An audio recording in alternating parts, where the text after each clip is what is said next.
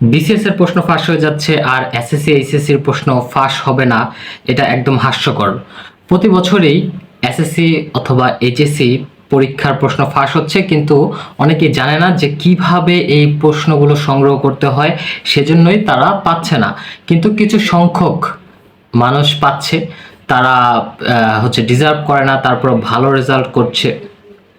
এইভাবেই আমাদের মেধার মূল্যায়ন মূল্যায়নের তারতম্য হচ্ছে এবং খারাপ স্টুডেন্ট ভালো হয়ে যাচ্ছে এবং ভালো স্টুডেন্টকে খারাপ স্টুডেন্টের নিচে গণনা করা হচ্ছে। আমি ভিডিও লাস্টে জানিয়ে দেব যে প্রশ্নগুলো কিভাবে আপনারা সংগ্রহ করবেন, এবং আশ্চর্যজনক বিষয় হচ্ছে প্রশ্নগুলো যে সংগ্রহ করবেন সেগুলো খুবই কম মূল্যে আপনি সংগ্রহ করতে পারবেন।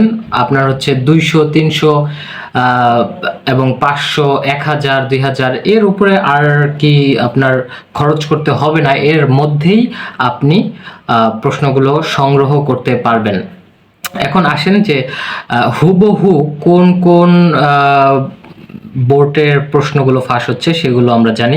হুবহু যেসব বোর্ডের প্রশ্নগুলো ফাঁস হচ্ছে সেগুলো হচ্ছে ময়মনসিংহ, কুমিল্লা, যশোর আর দিনাজপুরের প্রশ্ন হুবহু একদম অ্যাকুরেটলি ফাঁস হয়ে যাচ্ছে।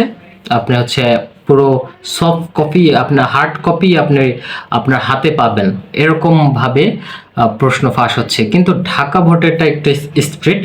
ঢাকা বোর্ডেরটা পুরোপুরি প্রশ্নটা হার্ড কপি আসছে না, এবং অনলাইনেও আপনি পুরোটা আপনি নিতে পারবেন না। এটা ফাঁস হচ্ছে রিটেন আকারে, আপনার লিখিত থাকবে এবং এটা সাজেশন আকারে থাকবে। আপনার সেখান থেকে 80% কোশ্চেন কমন থাকবে, আর 20% 20 যেই পার্সেন্ট আছে সেটার মধ্যে আপনার তারতম্য থাকবে। সো এগুলো আপনারা কিন্তু সংগ্রহ করতে পারেন এবং ভালো একটা ফলাফল করতে পারেন। গোল্ডেন A+ আপনারা অবশ্যই নিশ্চিত করতে পারেন।